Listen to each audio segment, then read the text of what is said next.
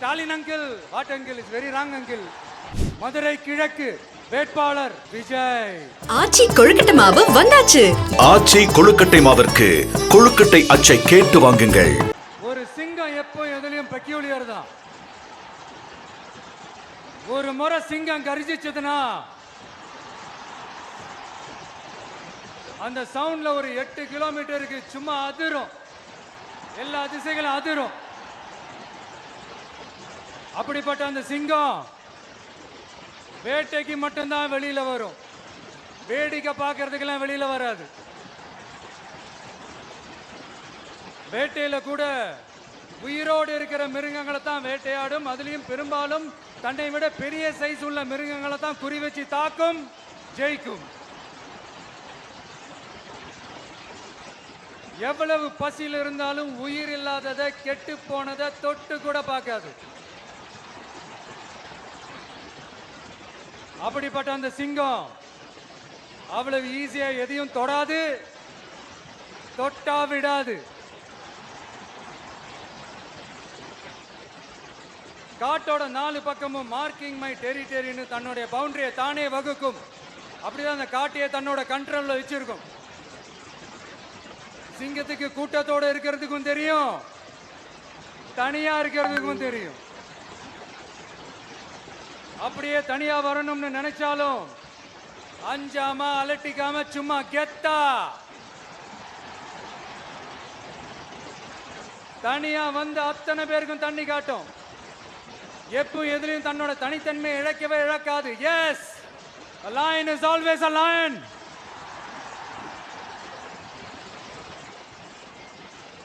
There are so many jackals and other animals in the forest, but there will be only one lion. And even if it is single, it will be the king of jungle. It is not only a description but also a clear declaration. சிங்கத்தை பத்தி பேசிட்டு நம்ம சிங்க குட்டிகளையும் சிங்க பெண்களையும் பத்தி நம்ம பேசாம இருக்க முடியுமா? அவங்களை எப்படி நான் மறப்பேன்? அவங்க தான் என்னுடைய உயிராச்சு, என் நெஞ்சில் குடியிருக்கும்.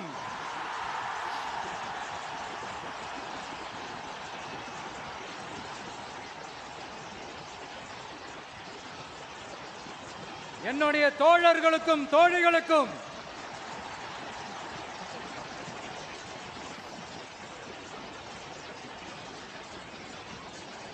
நேர்ல வர முடியாத சூழல்ல வீட்டுல இருந்துகிட்டே நம்மளோட இந்த மாநாட்டுல நேரலை வாயிலாக கலந்துகிட்டு இருக்கிற என்னுடைய அம்மாக்கள், அக்கா தங்கைகள், அண்ணன் தம்பிகள், நண்பர்கள் அனைவருக்கும் என்னோட உயிர் வணக்கம். என்னோட உயிர் வணக்கம், என்னோட உயிர் வணக்கம்.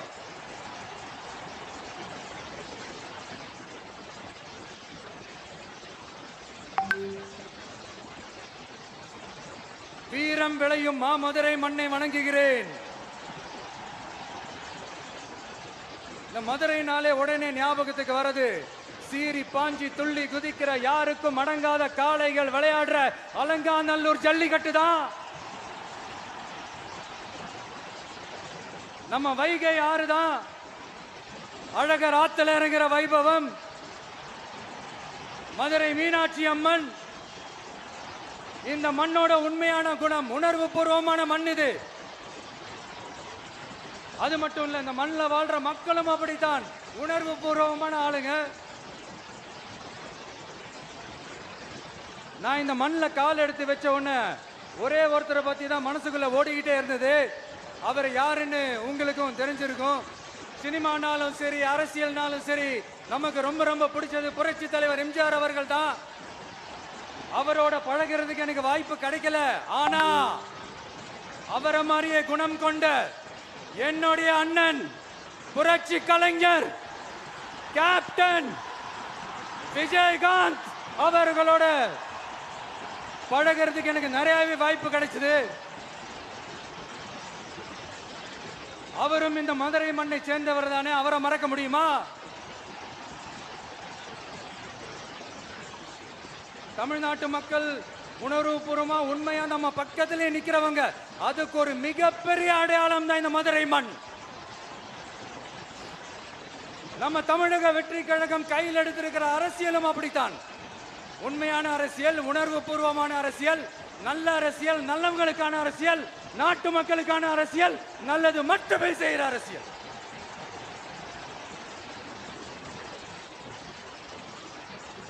இதோ நம்மளுடைய இந்த 2வது மாநில மாநாடு வாகை சூடும் வரலாறு திரும்புகிறது. அப்படி இந்த மாநாட்டுக்கு பேர் வச்சிருக்கிறோம்.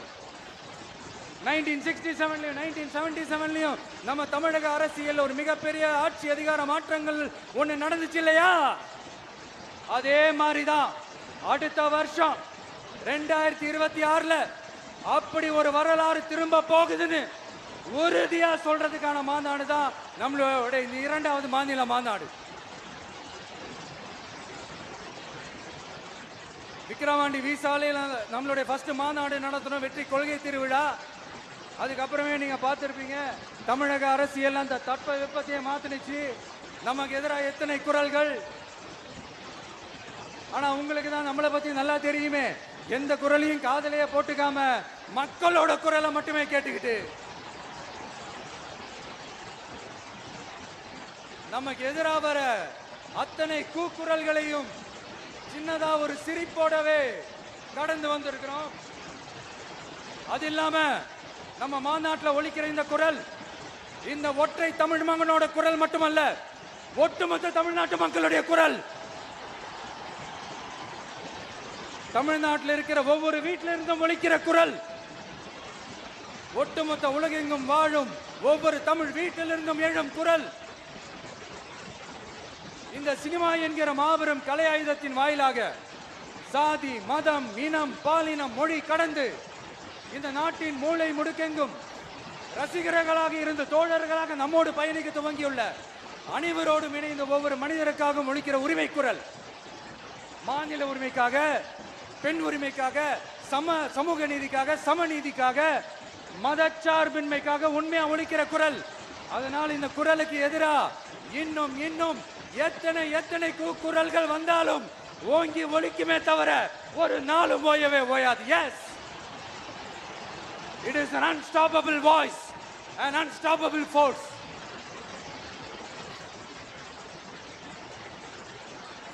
நம்ம அரசியலுக்கு வர்றதுக்கு முன்னாடி அட இவரெல்லாம் வரமாட்டாரியா, அவரே வரல, இவரே வரல, இவருங்க வர போறாரு அப்படின்ட்டு நிறைய பேர் ஜோசியம் சொன்னாங்க. அப்புறம் நம்ம கட்சியினுடைய பேர் அறிவிச்சதுக்கு அப்புறம் பேரு தானே அறிவிச்சிருக்கிறாரு, மக்கள் கிட்ட பேர் வாங்கணும்ல, அதெல்லாம் முடியாதுன்னாங்க. அப்புறம் ரொம்ப முக்கியமா மாநாடுலாம் எவ்வளவு பெரிய விஷயம், அதெல்லாம் இவர் ஒத்தால எப்படி பண்ண முடியும், சும்மா பக்கத்தில் புஷியானதை வச்சுக்கிட்டு மாநாடுல எப்படி நடத்தி காட்ட முடியும், அதெல்லாம் அவங்களால முடியாது. அப்புறம் மழை பெஞ்சு எல்லாத்தையும் எடுத்துரும். ஏன் என் கூட இருக்கிறவங்களே கூட தான் சொன்னாங்க. அதுக்கப்புறம் என்ன நடந்துச்சுன்னு உங்க எல்லாருக்குமே தெரியும். இப்போ புதுசா ஒன்று சொல்ல ஆரம்பிச்சிருக்கிறாங்க. அது என்னடானா, ஆட்சியை பிடிக்கிறதெல்லாம் அவ்வளவு ஈஸி இல்லை இல்லையா. இப்போ அதெல்லாம் விட்டாங்க. இப்போ இங்க வந்துட்டாங்க. இவர் நேராக ஷூட்டிங்ல இருந்து வருவாராம், வந்து ஆட்சியை பிடிப்பாராம். அது எப்படி இவராலே முடியும்? அவராலேயே முடியல. அவருக்கு அத்தனை வருஷம் ஆச்சு, இவராலே எப்படி முடியும்ட்டு ஒரு பக்கம். இன்னொரு பக்கம் கூட்டம்லாம் ஓகே தான், அது எப்படி ஓட்டா மாறும் அப்படின்றது இன்னொரு பக்கம். இப்படி கதை, திரைக்கதை, வசனம், இயக்கம், பாடல்கள்,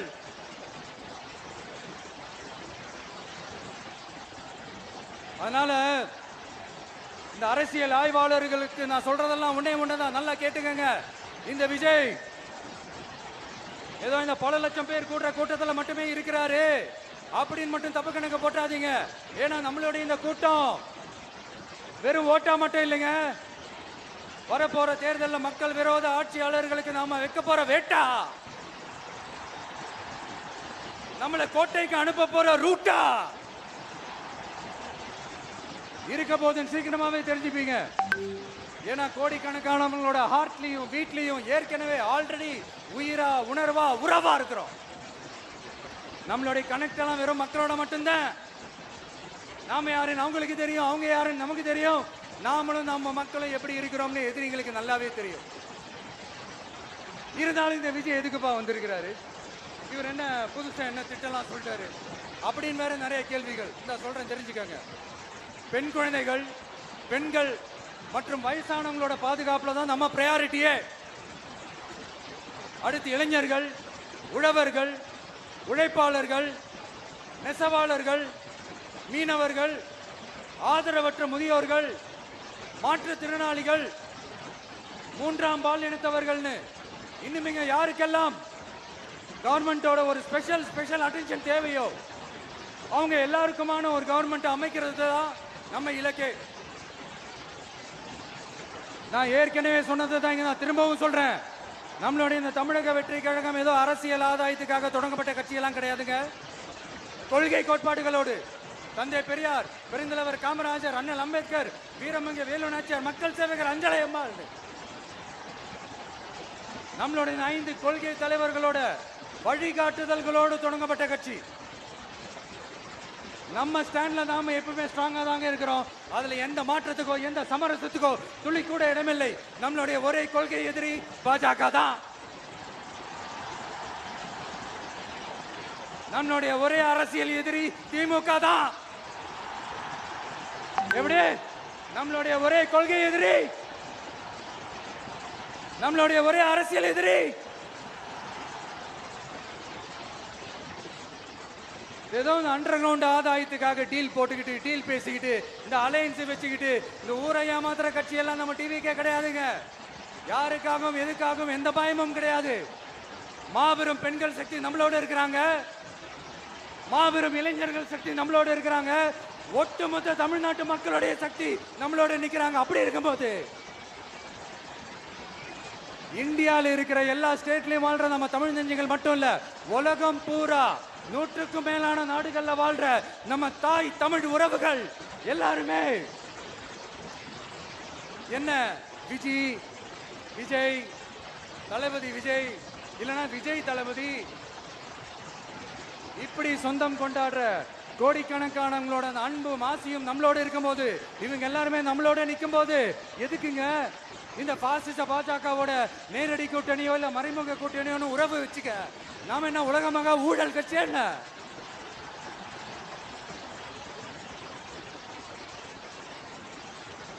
நம்மளை பத்தி சின்னதா ஒரு உண்மை ஒண்ணு சொல்லலாமா? என்னடா இவர் வாயால இப்படி சொல்றாருன்ட்டு யாரும் தவறா நினைச்சுக்க வேணாம். ஏன்னா இது ஒரு விதத்துல ஒரு ஃபேக்டும் கூட. அதனாலதான் நான் சொல்லணும்னு ஆசைப்படுறேன். நம்ம யார் தெரியும்ல? நாம எல்லாருமே சொல்றேன்.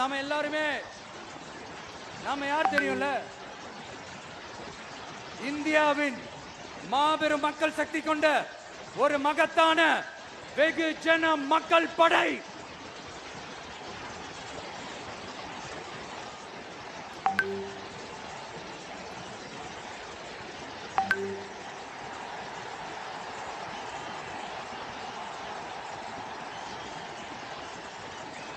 அதனால நம்ம தலைமையில நாம் அமைக்க போற இந்த உண்மையான மக்களாட்சிக்கான அச்சாரமாக மாபெரும் மக்கள் சக்தியை அணி அணியாக நம்மளோட திரண்டு நிக்கிறப்போ இந்த அடிமை கூட்டணியில சேர வேண்டிய அவசியம் நமக்கு இருக்குங்க.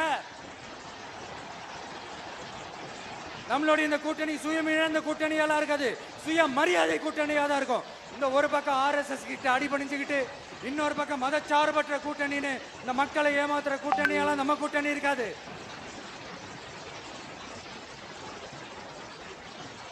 நான் இப்பவும் சொல்றேன், நம்மளை நம்பி வர்றவங்களுக்கு ஆட்சியிலும் அதிகாரத்திலும் உறுதியாக பங்களிப்பு செய்யப்படும். உடனே இந்த கேள்விகள்லாம் வரும்.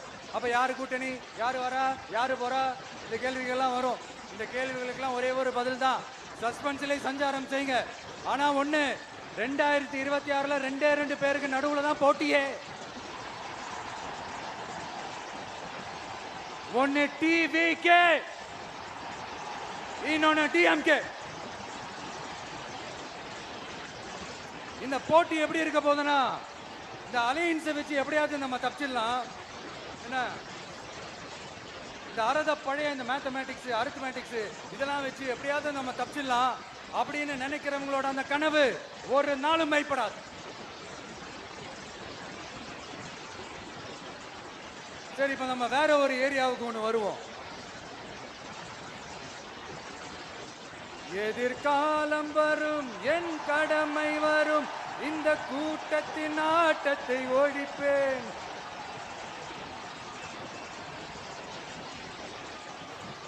மக்கள் அரசியல் என்ற அந்த சவுக்க கையில் எடுக்கலாமா?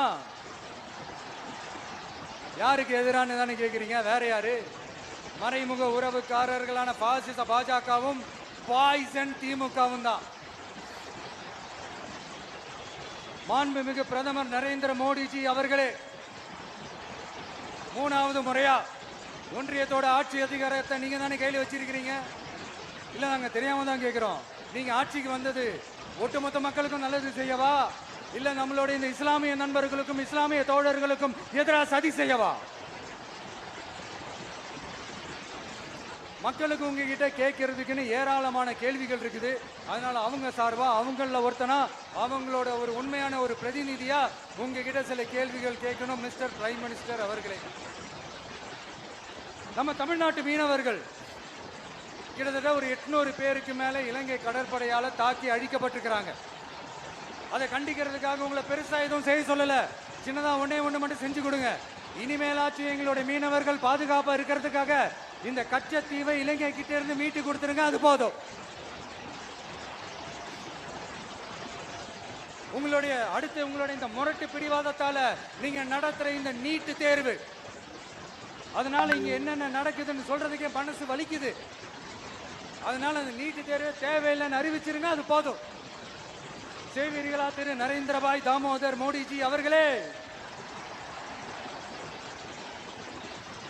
எங்களுக்கு என்னென்ன தேவையோ என்னென்ன நல்லதோ அதெல்லாம் செய்ய மாட்டேங்கிறீங்க. ஆனா ஆட்சி அதிகாரத்தை மட்டும் கையில வச்சுக்கிட்டு மக்களை ஏமாத்த நேரடியாக ஒரு பாசிச பாஜக அடிமை கூட்டணி ஒண்ணு. அடுத்து உங்களோட இந்த மைனாரிட்டி ஆட்சியை ஓட்டுறதுக்காக மறைமுகமாக RSS அடிமை குடும்பம்னு இன்னொரு கூட்டணி. இப்படி மக்கள் சக்தியே இல்லாத இந்த ஊழல் கட்சிகளை மிரட்டி அடிபணிய வச்சு 2029 வரைக்கும் சொகுசு பயணம் போயிடலாம்னு திட்டம் தீட்டி வச்சிருக்கிறீங்க. அதானே ஜி? என்ன ஜி? ஒண்ணு மட்டும் சொல்றேன், தெரிஞ்சுக்கங்க. என்னதான் நீங்க இந்த நேரடி மறைமுக கூட்டணின்னு குட்டிகரணம் போட்டாலும் தாமரை இலையில தண்ணியே ஒட்டாது. தமிழக மக்கள் மட்டும் எப்படி ஒட்டுவாங்க?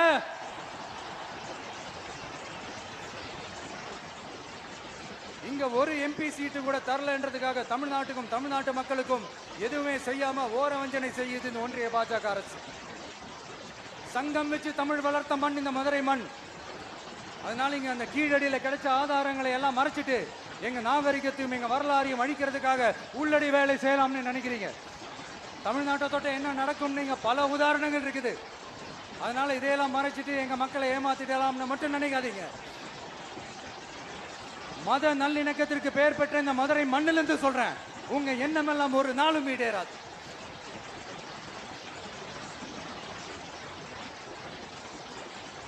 எம்ஜிஆர்னா யார் தெரியும்ல? அவரு மாஸ்னா என்னன்னு தெரியும்ல? அவர் உயிரோடு இருக்கிற வரைக்கும் அந்த CM சீட்டை பத்தி ஒருத்தராலையும் நினைச்சு கூட பார்க்க முடியல, கனவு கூட காண முடியல. எப்படியாவது அந்த CM சீட்டை என்கிட்ட கொடுத்துருங்க, என் நண்பர் எம்ஜிஆர் திரும்ப வந்ததுக்கு அப்புறம் நான் திருப்பி கொடுத்துட்றேன்னு தன்னோட எதிரியை கூட மக்கள் கிட்ட கெஞ்ச வச்சவர் எம்ஜிஆர். எப்படி கெஞ்ச வச்சு? அதனால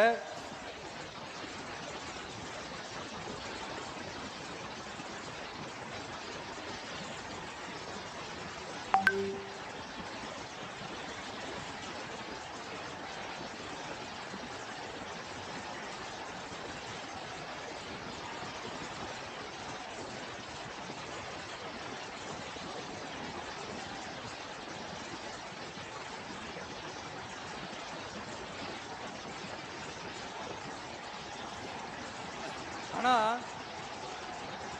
இப்போ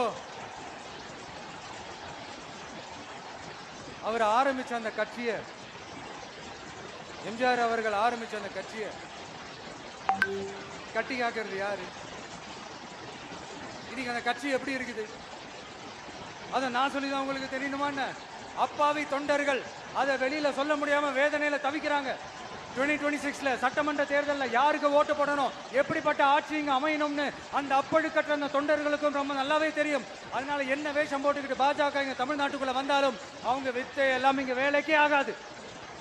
இப்படி பொருந்தா கூட்டணியா இந்த பாஜக கூட்டணி இருக்கிறதுனால இப்ப ஆட்சியில இருக்கிற இந்த வெற்றி விளம்பர மாடல் திமுக என்ன செய்துன்னு தெரியும்ல?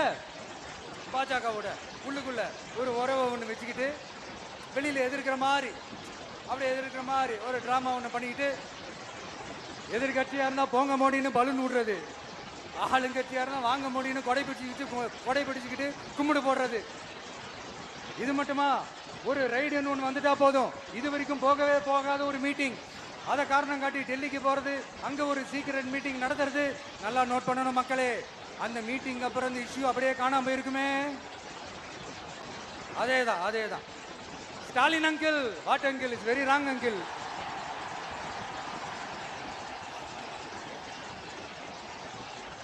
இப்படி தமிழ்நாட்டில் இப்ப நடக்கிற இந்த ஆட்சியினுடைய லட்சணத்தை பார்த்துக்கிட்டு நாம எப்படி சும்மா இருக்க முடியும்?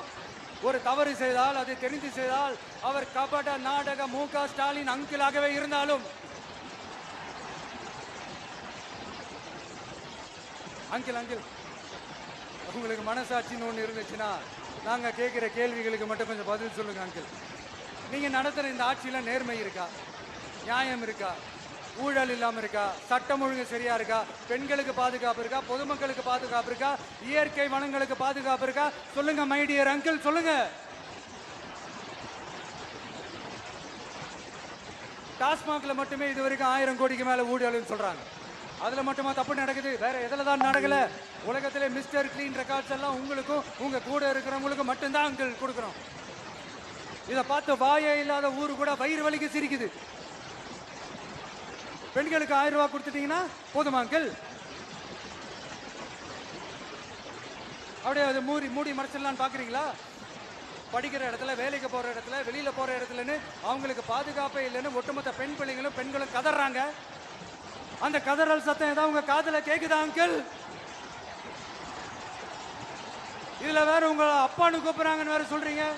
What is this uncle? Is very very wrong uncle, is very very wrong.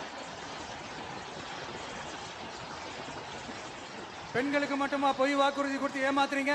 அரசு ஊழியர்கள், ஆசிரியர்களை ஏமாத்துறீங்க, விவசாயிகளை ஏமாத்துறீங்க, பரந்தூர்ல பாதிப்பே வராதுன்னு சொல்லி ஏமாத்துறீங்க, மீனவர்களை ஏமாத்துறீங்க, போதைப் பொருள் கலாச்சாரத்தை ஒழிக்காம ஏமாத்துறீங்க. ஐயோ, very very வஸ்ட் uncle, very very வஸ்ட். எப்படி கேட்டாலும் இவங்க கிட்ட இருந்து எந்த பதிலும் வரப்போறதில்லை. ஏன்னா இருந்தா தானே. இப்ப ஆட்சியில இருக்கிற நம்மளுடைய அங்கிள் பதில் சொல்றது இருக்கட்டும். மக்களை நீங்க சொல்லுங்க, நீங்க உண்மையை சொல்லுங்க. செய்வோம்னு சொன்னாங்களே, சொன்னதெல்லாம் செஞ்சாங்களா? உங்களை தான் கேக்குறேன், சொன்னதெல்லாம் செஞ்சாங்களா? சத்தமா மை டியர் அங்கிள், கேக்குதா? மக்களோட சத்தம் கேக்குதா? இது வெறும் சாதாரணமான முழக்கம் தான். கூடிய சீக்கிரம் மக்களை போய் சந்திக்க போறேன், அவங்களோட மனசு விட்டு பேச போறேன். அதுக்கப்புறம் இந்த சாதாரணமான முழக்கம் இடி முழக்கமா மாறும். அத்தோட நிக்காது. அந்த இடி முழக்கம் தமிழ்நாட்டோட போர் முழக்கமா மாறும். அந்த போர் முழக்கம் உங்களை ஒரு நிமிஷம் கூட தூங்க விடாது. நடக்குதா இல்லையான்னு பாருங்க. என்னடா இவன் இவ்வளவு ஸ்ட்ராங்கா சொல்றானேன்னு பாக்குறீங்களா? எல்லாரும் கட்சி ஆரம்பிச்சதுக்கு அப்புறம் தான் ஒவ்வொரு வீட்டுக்குள்ளேயும் போறதுக்கு ட்ரை பண்ணுவாங்க. ஆனா நாங்க அப்படி இல்லை. ஒவ்வொரு வீட்டுக்குள்ளேயும் போனதுக்கு அப்புறம் தான் கட்சியாவே ஆரம்பிச்சிருக்கிறோம்.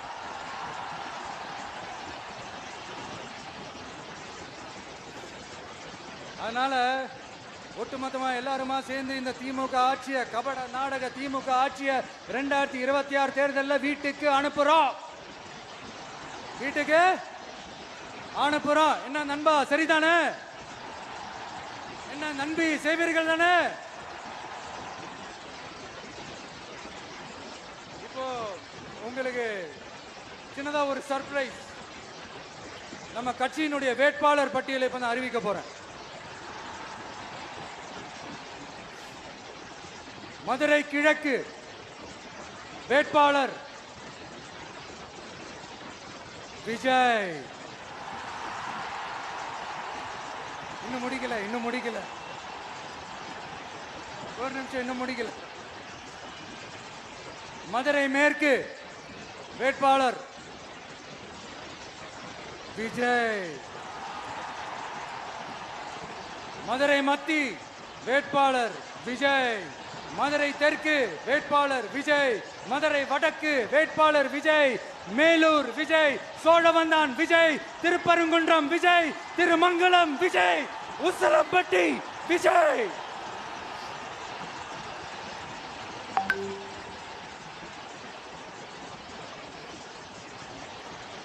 என்னடா எல்லா தொகுதியிலையும் ஒரே வேட்பாளர்னு பாக்குறீங்களா? 234 தொகுதியிலையும் இந்த விஜய் தான், அதாவது உங்க விஜய் தான் உங்க சின்னம். இன்னும் சிம்பிளா சொல்லணும்னா உங்க வீட்டில் இருக்கிற ஒருத்தர் தான் வேட்பாளரா நிக்க போறாங்க. அந்த வேட்பாளரும் நானும் வேறு வேறு இல்லை. நீங்க அவருக்கு ஓட்டு போட்டீங்கன்னா எனக்கு ஓட்டு போட்ட மாதிரி, இந்த முகத்துக்காக நீங்க ஓட்டு போட்டீங்கன்னா உங்க வீட்டில் இருக்கிற உங்களுடைய வேட்பாளர் ஜெயிச்ச மாதிரி. என்னடா இவர் ஏதோ ஓவரா சொல்றாருன்னு நினைக்க வேணாம். பிராக்டிக்கலா அப்படிதான் இருக்கும், அப்படிதான் இருக்கணும். நீங்களும் அப்படிதான் நினைப்பீங்கன்னு நான் நம்புறேன். ஏன்னா இது நம்மளை விட நம்ம எதிரிங்களுக்கு இன்னும் நல்லாவே தெரியும். அதனால எல்லாம் இந்த அதிகார பலம் எல்லாத்தையும் தூக்கிட்டு வந்துருவாங்க. வரட்டும், பாத்துக்கலாம். TVK will take it, TVK will meet it, TVK will compete with it and TVK will conquer it, TVK will conquer it.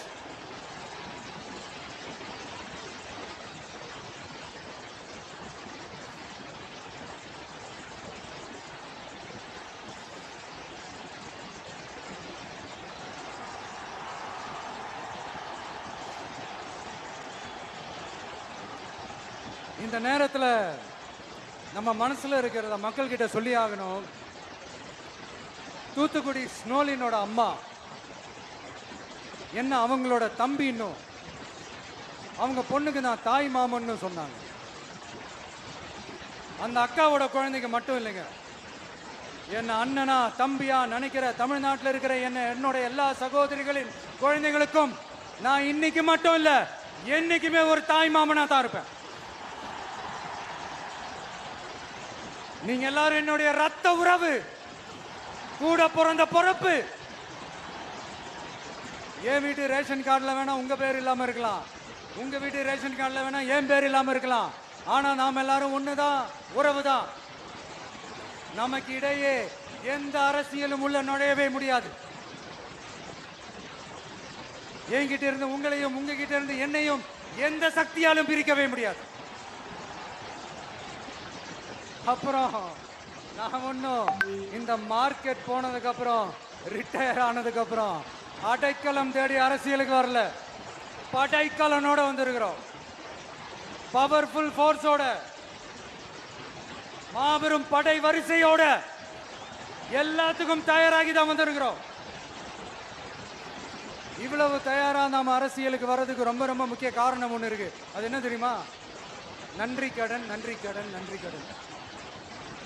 கிட்டத்தட்ட ஒரு 30 வருஷமா, 30 வருஷத்துக்கு மேல நீங்க தான், நம்ம மக்கள் தான் என் கூட நிக்கிறீங்க, எனக்காக நிக்கிறீங்க, என்னை தாங்கி பிடிக்கிறீங்க, மனசுல ஏந்தி பிடிக்கிறீங்க, தாய் அன்போட மடியில ஏந்திக்கிறீங்க. உண்மையை சொல்லணும்னா வேற யாரை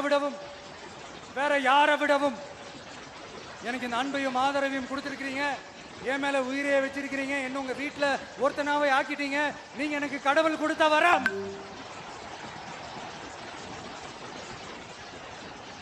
உலகம் பூரா நமக்காக நம்ம கூட நிக்கிற நம்ம மக்களை நான் எப்படி மறப்பேன்?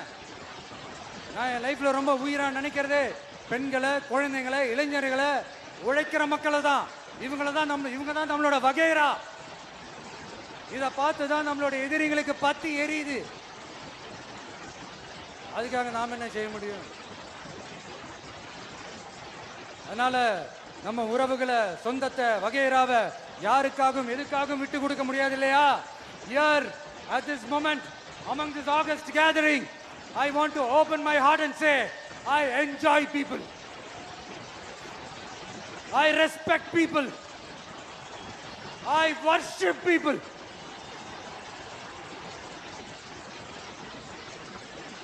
சரிப்பா, இவ்வளவு செஞ்ச நம்ம மக்களுக்கு நன்றி கடனா உன்னால முழுமையா செலுத்த முடியுமான்னு கேட்டா சத்தியமா சொல்றேன், என்னால முடியாதுதான். இன்னும் எத்தனை ஜென்மம் எடுத்தாலும் அந்த நன்றி கடனை என்னால தீர்க்கவே முடியாது. அப்புறம் என்ன மானாவுக்கடா நீ வந்திருக்க அதானே கேக்குறீங்க? மைண்ட் வாய்ஸ் கேட்ட மாதிரி இருக்கு.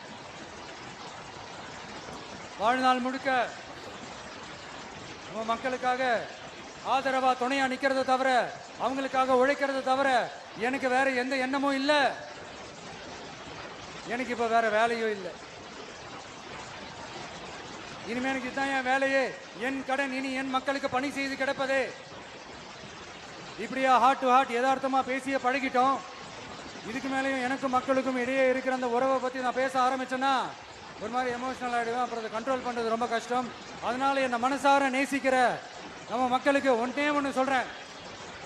இந்த விஜய் உங்கள் விஜய், உங்களுக்கான விஜய், உங்களுக்காக மட்டுமே இருக்கிற விஜய். உங்கள் கூட நிற்க, உங்களுக்காக நிற்க, உண்மையாக நிற்க, உணர்வோட நிற்க, உறுதியாக நிற்க, உங்கள் கூட பேச, உங்களுக்காக பேச, உண்மையாக பேச, உணர்வோட பேச, உறுதியாக பேச, உங்களுக்காக சேவை செய்ய உங்கள் விஜய் நான் வரேன்.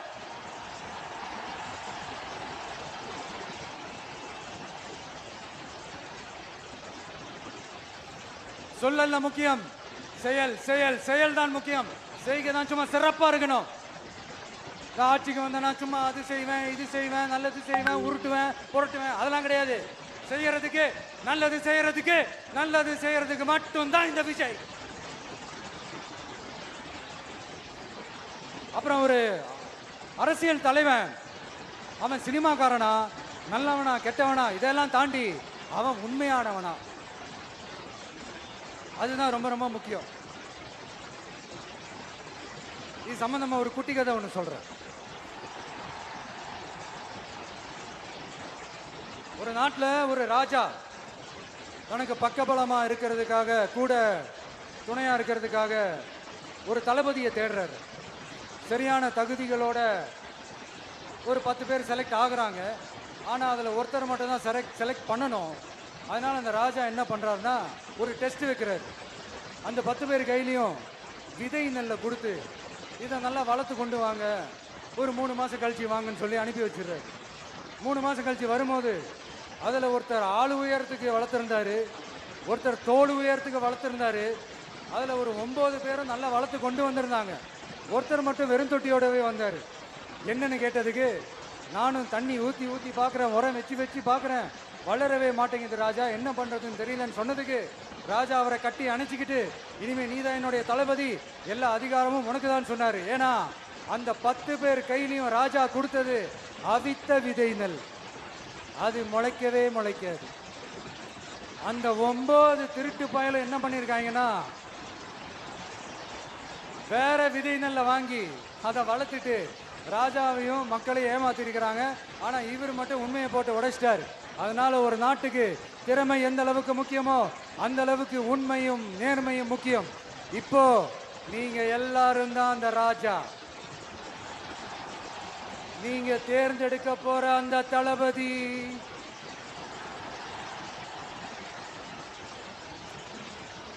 சும்மா சினிமாக்காரன் சினிமாக்காரன் சினிமாக்காரன். அம்பேத்கர் அவர்களை தோக்கடிச்சது சினிமாக்காரன் இல்ல, அரசியல்வாதி. காமராஜர் அவர்களை தோக்கடிச்சது இங்க விருதுநகர் பகுதியில் தோக்கடிச்சது சினிமாக்காரன் இல்ல, இன்னொரு அரசியல்வாதி.